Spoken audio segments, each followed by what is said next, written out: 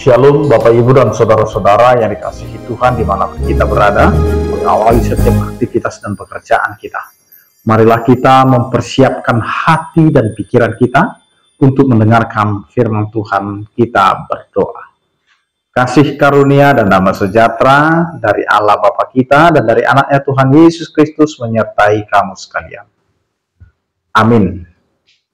Bapak Ibu yang terkasih dalam nama Tuhan Yesus Kristus, firman Tuhan yang menyapa kita tertulis dalam Efesus pasal 5 ayat 7, demikianlah dikatakan.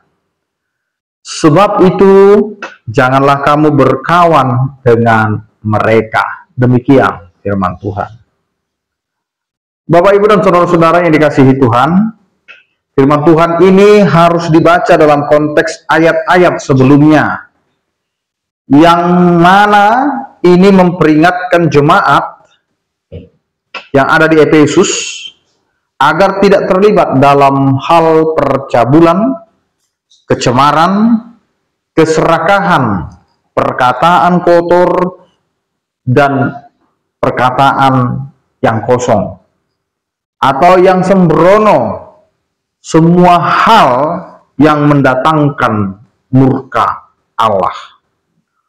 Oleh karenanya Bapak Ibu dan saudara-saudara, firman Tuhan yang tertulis dalam Efesus 5 ayat 7 ini adalah kesimpulan langsung dari peringatan Paulus mengenai dosa-dosa yang serius, yaitu percabulan, kecemaran, keserakahan, dan penyembahan berhala, dan orang-orang yang menyesatkan dengan kata-kata hampa.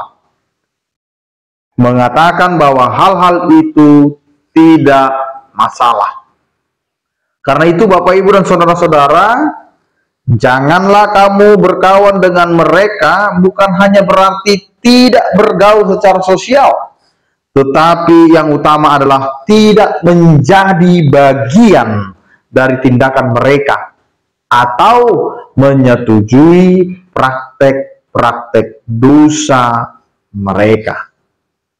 Bapak Ibu yang dikasihi Tuhan, peringatan ini penting karena keterlibatan atau perkenanan terhadap dosa dapat menarik kita kembali ke dalam kegelapan, dan hidup kita sebagai orang percaya harus jelas berbeda dari gaya hidup lama yang diwarnai perbuatan kegelapan.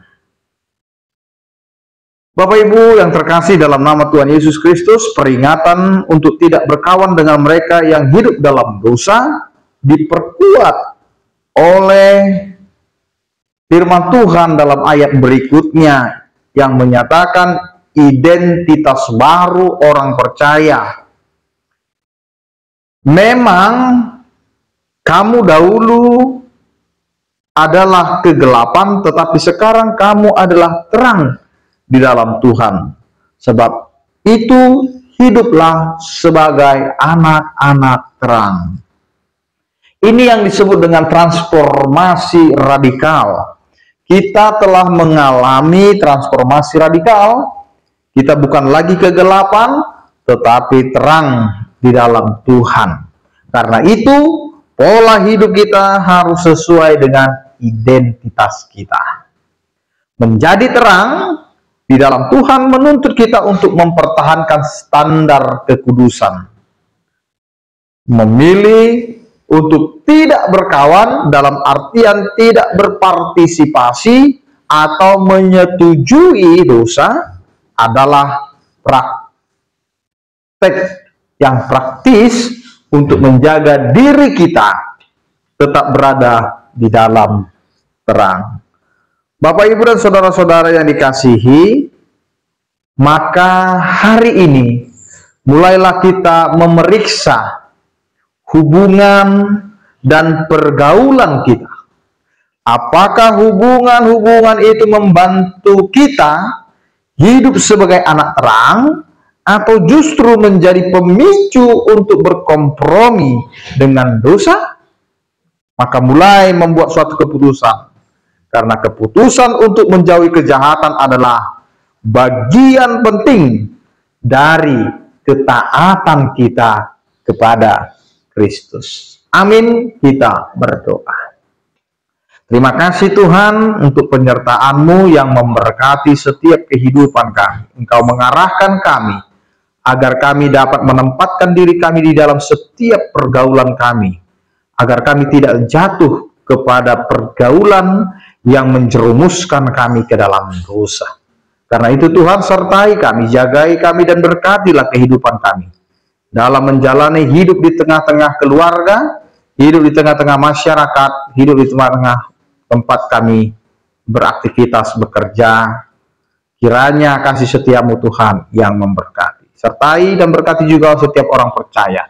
Yang sakit Kau berikan kesembuhan, yang berduka Kau berikan penghiburan, yang bergumul Kau berikan penyertaan kasih setia-Mu. Anugerah Tuhan kita Yesus Kristus, kasih setia daripada Allah Bapa, dan persekutuan Roh Kudus itulah yang menyertai kamu sekalian. Amin. Selamat beraktivitas, tetap menjaga kesehatan. Salam sehat dari kami, Tuhan Yesus memberkati. Horas.